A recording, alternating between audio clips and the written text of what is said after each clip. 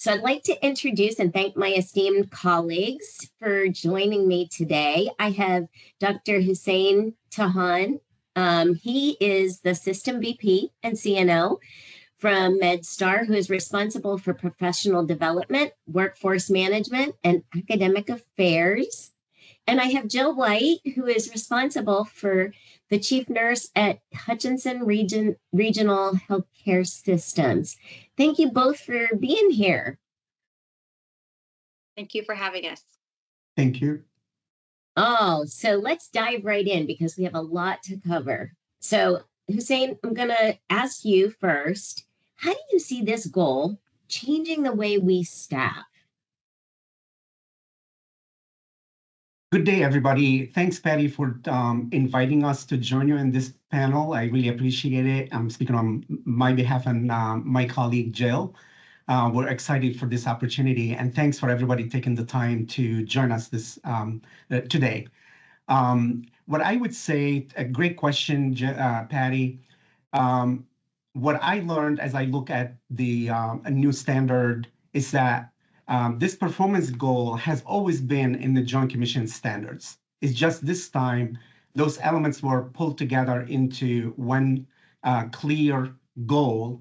And so I would say organizations, just by seeing it as a new goal doesn't mean they have to undo or redo things they were doing. This is an opportunity to assess where you are relevant to the elements and build on that. Those standards or elements of performance were in leadership. They were in education and preparation of new hires or an ongoing education to our staff. So I don't see much new. However, the emphasis is going to be on more on evaluation because this is a performance goal. So we really have to have documented performance. And what are we doing with that performance? So that emphasis is going to be different as we look at staffing going forward when we evaluate staffing at organizations. So that's quickly, what I see that's going to look different compared to what we have been doing all along. Yeah, that'll be a challenge. Jill, what are your thoughts? Yeah, I agree. As we've really reviewed the standards and how they've revised them, there's not anything that stands out as being brand new that we've never seen before, but it really is just the different emphasis within the standards and how it's really pulled together a little more succinctly in that performance goal section that will probably highlight and draw more attention during surveys or things as they're wanting to really see our evidence of meeting those standards. But I don't think it's anything that is new. It's more just that revised and emphasized. So how do you believe the Joint Commission is going to evaluate the organizations to ensure that there is a plan, first of all? And then, Hussein, you mentioned that we're following the plan. Like, how do we evaluate the effectiveness of that plan? Yeah. Great question. When I looked at the standard and tried to assess where we are, where we need to be, I basically could put those elements into 3 different buckets, and those tie nicely to evaluation. So one is governance and leadership. So we need to have clarity on governance and leadership around staffing. And that is not just at a unit or department level, but a leadership, but all the way to the board of directors or board of trustees. So what we're doing in terms of our plans and how we're approaching staffing is documented in a way that is transparent all the way up to the board. Chief nursing officer is part of that. So chief nursing officers, that's where the buck stops, so to speak, when it comes to nurse staffing. So escalation and being able to endorse from a governance perspective or leadership what the plan is. So that's one bucket. The second, I would say it's the actual, more like the day-to-day staffing and scheduling, where how we approach that. Do we have plans for each department or each unit that entails skill mix as well as maybe, how many staffing, I don't want to call them, let me call them caseloads, like how many patients a nurse is taking care of, and how the support associates are relevant to that, or support staff, nursing staff relevant to that. So that plan has to be like, how do we put it together? What budgetary sign off and planning relevant to that plan? I would say also the voice of the nurses and the nursing team in saying, these are the shifts I want to schedule, like kind of get into that from an operation, so to speak. And then the third, I would say the evaluation, which is the performance. So are we adhering to the plan? And when we deviate from it, like why? And are we looking at patterns and trends so that we can understand where the improvement opportunity is? And lastly, I would say, and we should have said it early on in the beginning, this is all about, in the end, it's about safety. And safety is a priority for all of us. So when we look at safety events, whether they're serious or significant or not, what is staffing a contributing factor to that or not? So that should be part of our assessment so that we can be proactive in addressing any staffing and workforce concern relevant to those events that we may identify. That's great. I love that answer. Jill, how about you? Anything else to add, or a different look on what you think the Joint Commission is going to evaluate us? We're in January, so very few have gone through it yet. Yeah, still new to everyone as far as kind of what their approach is going to be. I would agree with what Hussein has said as far as just kind of that generalized approach. And I think he said it really well, kind of looking at those buckets and kind of priority areas. I think we all know with Joint Commission, really what it comes down to is how do we prove it? When they're in site or, in your facility on site, looking at what is your evidence of how you've maintained and, prioritize these standards. It really comes down to what can you show them. And so for us, that approach has really focused around how do we document that? Like Hussein said, is it in policy? Is there an escalation plan? What do even our staffing matrices and actual staffing plans look like from day to day, pay period to pay period?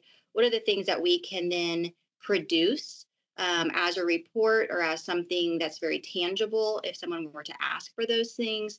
That tends to be the general guidance that we're getting when asking those questions around, how do we show that we're adhering to these plans or following them the best that we can. And I think Hussein hit on a really important part as well. Really all of this is tied back to safety, or at least it should be. That should be our goal with how we're staffing. And so we're also implementing some plans around, as we're doing root cause analysis or after action plans, really making sure that a staffing plan evaluation is part of that. And then also trending that data, just like we would any of our actual events that are happening. If we have a fall or if we have a skin injury or, anything like that, that we can pull data that's trending. What was our staffing across these types of events and what's the contribution, if any, to those? And so then allowing ourselves to really make strong action plans, just like we would for anything else, if it's a documentation issue or a education and knowledge issue, addressing it just like we would any of those on the staffing side to really show that commitment to staffing appropriately for the safety of our patients. So if I summarize what I'm hearing both of you say, the reason they're changing the terminology, we've moved and shifted from national patient safety goals to performance goals. Really, it's about how you connect the dots and not just look at the front, what's happening up front. It's the outcomes. It's really how do you align what the expectation is to what's the outcome. Yeah. Not just putting the structure in place. It's what you get on the back end. Yeah. We talked about a little bit about serious safety events. We've talked a little bit about, even if they're not a serious safety event, but a significant event. Let's talk about nurse-sensitive indicators. We know that nurse-sensitive indicators for a long, long time, those four big ones nurse-sensitive indicators have always correlated with staffing. And we know that staffing has had a big impact on their outcomes. Do you think that this is the beginning of regulatory bodies really measuring safety as a part of that? What do you think, Jill? I think the short answer is yes. I think that this, appears to be the beginning of just a much more succinct way of looking at how these things connect together. We already see it in other, things like you said through the indicators. If your hospital participates in Leapfrog, for example, there are metrics in there that are around nurse staffing and your staffing mix, education level, things like that, that we know statistically do, play a big role in patient safety. So again, the thing that keeps, kind of standing out to me with this is it's nothing new and it's nothing that we don't really already know or haven't identified in other ways. It's really just continuing to connect those dots, like you said, and pull everything together. We can't look at financial metrics. We can't look at safety metrics. We can't look at our overall operations if we don't also include how we staff to accomplish those things. And we certainly can't have, one without the other. We can't, push financial metrics so hard that we lose sight of quality or how we get that work done. So I see this being an opportunity for our approach to be more well-rounded, and hopefully from a regulatory standpoint, it's not a punitive effort or any type of, an overbearing effort, but it really is a complementary effort to what we, I think, intrinsically know as nurses is that our work is important and there is a capacity to that. And so how do we balance that with all the other things that we know have to be done in, running a healthcare system and maintaining patient safety? Right. Hussein, what do you think? Yeah, no, I totally agree with my colleague Jill, and what I would add, um, stepping back, whether there is a bill or there isn't, regulatory requirement, we are all here for patient care, and we want that patient care to be optimal, to be outstanding, to the patient have the right experience as well as safety. And so if we stay connected to the mission and our priorities, forget about the bill or no bill or numbers.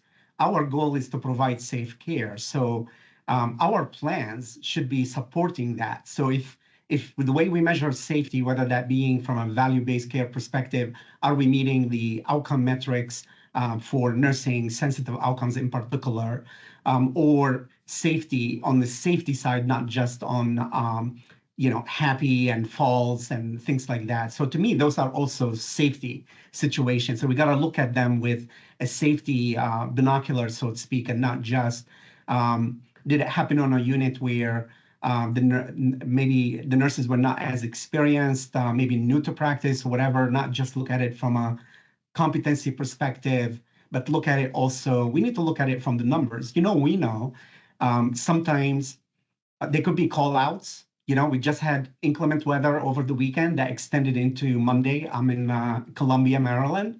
So we have a staffing plan. We did prepare, but you know what? On Monday, there were some sick calls that the situation is not feasible for us to backfill every single sick call.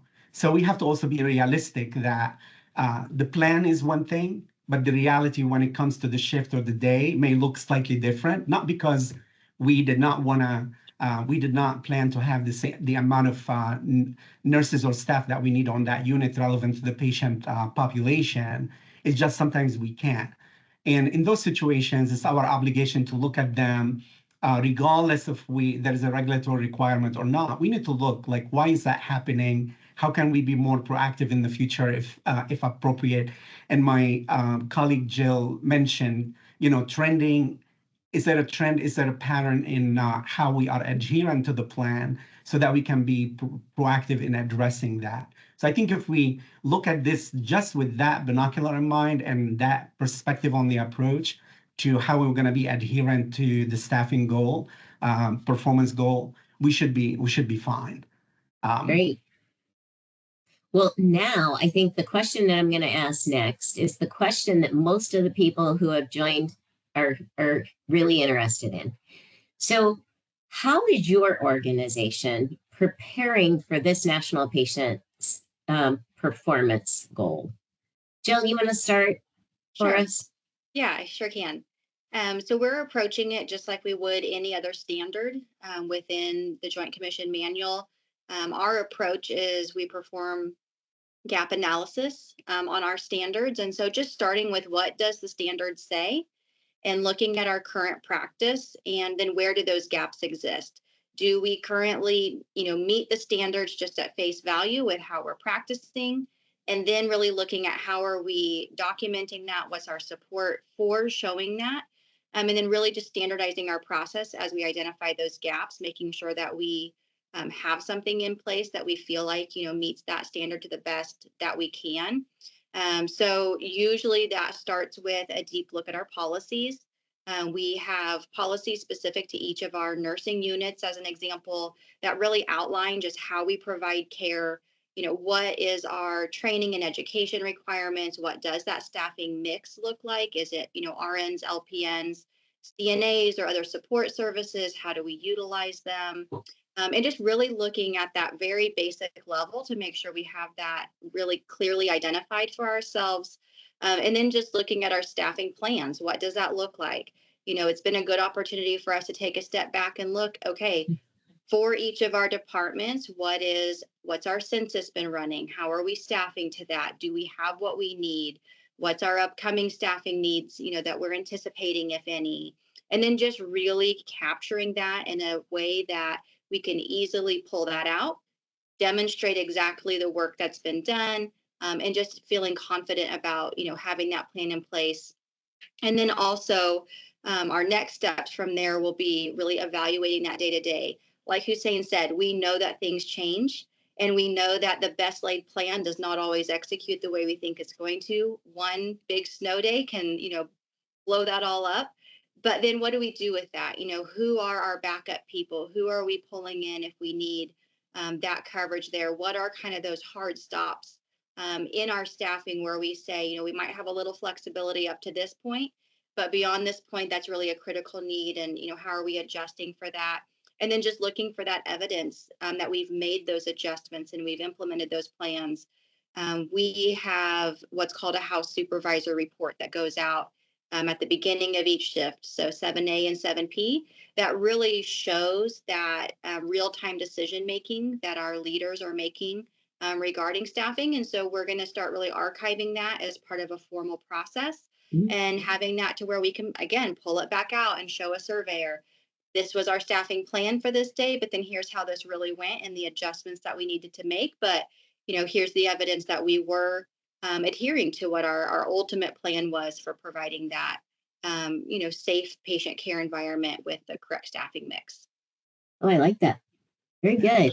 Hussein, how about you? How's MedStar preparing? Yes, similar. Thanks, Patty. Similar to what Jill mentioned, you got to start assessing where you are and what the gap is. So we're doing something similar, and not to repeat what Jill, all the examples and the process that Jill described. I would just perhaps add, when we look at the goal, the way it's written, it may appear overwhelming because of all the different elements. But if we go back to how we started the conversation, if you put them into those three categories and assess them one by, each category, you're basically assessing three main areas. It's easier than saying, I'm going to assess 20 elements or whatever the number is. The other thing, if organizations follow, structure, process, outcomes, follow that process. Staffing plans, that to me is a structure element. Do we have it? Do we have a policy or not? Do we report to the board or not? And then where you're saying no, then that becomes your opportunity for improvement.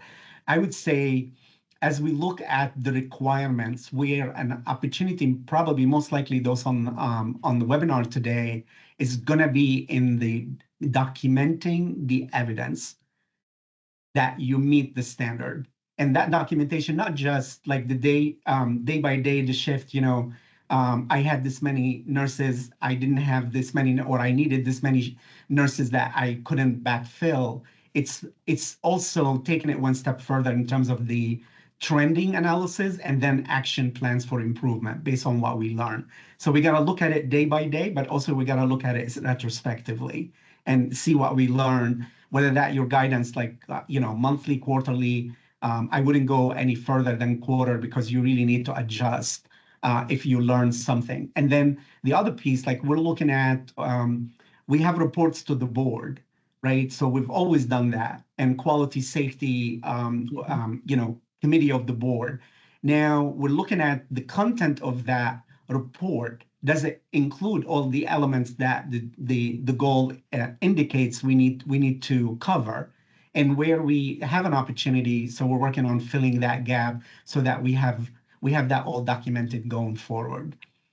And it's going to be, it's going to be an ongoing process. We may not get it all right from day one, but at least we know, like, revisit and make sure we keep improving it over time.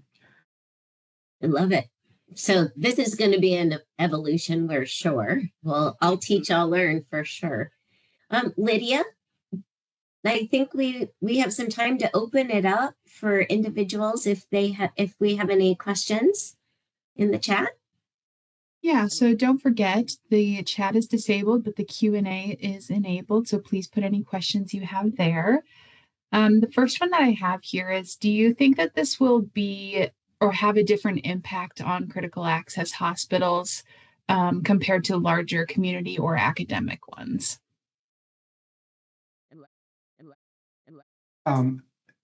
Lydia, let me take a stab at that, and then I'll turn it over to Jill. Sure. One thing in the standard that we did not perhaps cover is the requirement that there is a nurse all the time that is ultimately, and I talk about registered nurse all the time, ultimately available or responsible for patient care. So it can't be like, if you're caring for patients, they can't be in the acute care setting. In ambulatory might be different. You can't not have a nurse. So I think maybe for critical access or rural hospitals, dependent on how they set up, that may be like probably a bigger opportunity there if they're currently not adherent to that. I'm not implying they're not. I'm just saying it as probably opportunity to assess that. Jill? Yeah, I would agree. Where we're at here in Kansas, we would be considered rural. And then there are, those critical access hospitals around us as well, where we just know that those staffing challenges are different in those settings, and kind of your makeup of your staff and your teams does look a little bit different. And again, not implying that anyone is not following these or, wouldn't already have things in place, but definitely there's unique challenges, I would say, that make that different. I don't know that it particularly looks different as far as adhering to the standard of having that, nurse in-house 24/7. But there just might be some different challenges that do play into that for those different settings. Okay, thank you for that. Another one that came in is, do you have templates that you would be willing to share for your staffing plans and reports? Yeah, I can start with that. Absolutely. I think Patty had some plans already if this type of a question came up around just wanting to share. I personally have no issue sharing those templates and things. I think the more that we can do collectively and together, just across healthcare, the better. So feel free.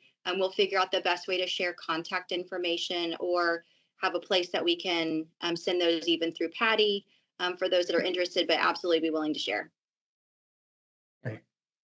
Thank you. Okay. Another one. Do you foresee Joint Commission requiring a staffing acuity tool to be developed in the future? Will it be mandated? That's an interesting question for sure. I think there's so many unknowns right now of where this could go. I wouldn't necessarily feel comfortable saying I absolutely believe this is the direction things are going. I do think that as we, really look at what this particular goal means to us, and from the safety standpoint, it's not unrealistic to think that it could morph and change into different versions. But I think, time will tell kind of where this goes. Yeah. And totally agree. And I would add, the standards often tend not to dictate it has to look this way or that way. It defers back to your plan, your policy. So if you say in your policy, at least that's my understanding for now, and I'm not speaking on behalf of Joint Commission, I'm speaking on behalf of my understanding. If you say in your plan, like you staff based on acuity assessment, then they're going to look at what, they'll say, show me your acuity assessment and how that is tying to your staffing plan. But if you it's going to go back to what exactly you say, how you come up with your staffing grids or staffing matrices. That's what they're going to assess based on what you say, not based on a perspective they may have. I hope that's helpful. I think that's a really good point, Hussein, to say it that way, because even within this kind of revised performance goal, there's nowhere in here that says this has to be how many nurses you have for X number of patients. It's not prescriptive in nature to that degree of detail. My experience would be very similar to yours, in my interaction with Joint Commission, is it really is, we give you a broad kind of target that we're looking for, and it really is, how do you implement a process to meet this? What is your expectation within your organization, and then how do you meet it? So, there could be different iterations of what some of those broader targets look like. As the example in your question gave, if they gave something wanting to develop a plan around staffing to acuity, I don't think they're ever going to get to a point that says you have to do this by X and, match those things together. They tend to be more generic and really looking at your individual hospital's approach. Okay, Patty, do you think we have time for one more? One more? Yeah. Okay. What is the specific standards being discussed? I've heard only nursing staff mentioned, but does it apply to all staffing, for instance, laboratory staff? So the standard is 12, number 12. Yeah. Standard so we focus on nursing being chief nursing officers, but the goal is for everybody. Like when you read the standard, there are specific places that even talk about pharmacy. Other places talk about laboratory, radiology. So it's not just nursing, but we ended up speaking nursing because obviously that's our scope of responsibility or span, if you will. So if you go to the manual, it's number 12. It's the staffing nurse national performance goal 12. And maybe it's page 37. Maybe it's page 37 of the manual. Yeah, so it's NPG and then 12.02.01 is the nursing specific. Yeah, I had it pulled up. And there are some other sections of the NPG 12 that, like Hussein said, do speak to other professions, but this one is nursing specific. Yep.